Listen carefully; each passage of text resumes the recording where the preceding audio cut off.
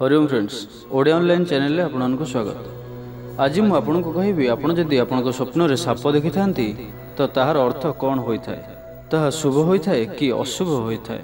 तेबे संपूर्ण विषयटी को जीवा पूर्व मु आपनको कहि रखे जे माने पर्यंत हमर YouTube चैनल ओडिया ऑनलाइन को सब्सक्राइब करना तो साइड थे बेल आइकन को मध्य क्लिक करंतु जाफଳରେ ଆମେ जो वीडियो अपलोड करिबु ता आपण सर्वप्रथम पाई परिबे। तो सबुठारु प्रथम आपनको जानिबा आवश्यक जे जदि आपण कोनोसी भी स्वप्न सकाळ सकाळ 4टा रु 5टा मध्य जहाँकि ब्रह्म मुहूर्त होता है यही समय जदि आपण स्वप्न देखि थांती तो ताहार अर्थ होता है कि यही स्वप्न सत्य होबार संभावना अधिक रही थाए और यह अति निकट भविष्य रे सत्य होई पारे।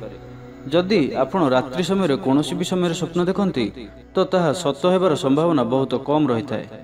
तो आसंतु जानिबा स्वप्न रे साप देखिबार अर्थ कौन होता है। सबुठारु प्रथमे जदि आपण स्वप्न रे साप को देखती यह गोटे दिगरु अशुभ विचार करा जाए।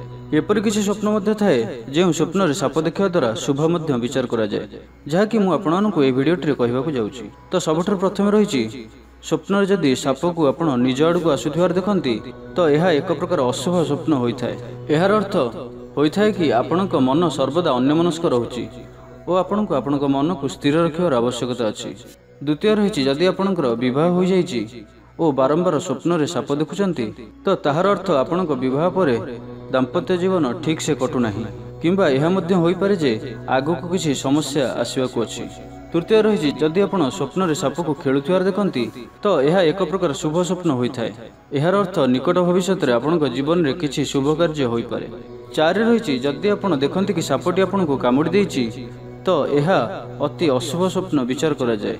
एहार अर्थ यह होइथाय कि आपणकर कोनोसी शत्रु आपणको समस्या रे पकैबा पई किछि रणनीति प्रस्तुत करूछंती ओ यह आपणको आपणक शत्रु ठारू पराजित हेबार सूचना देइथाय।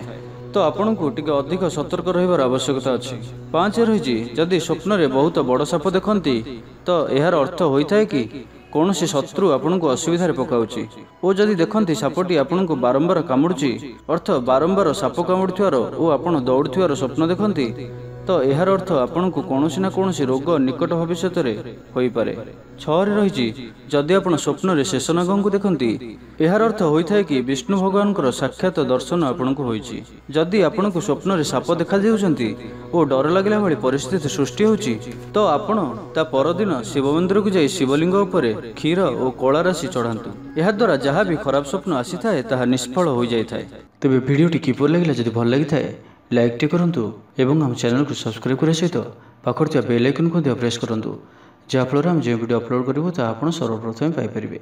धन्यवाद।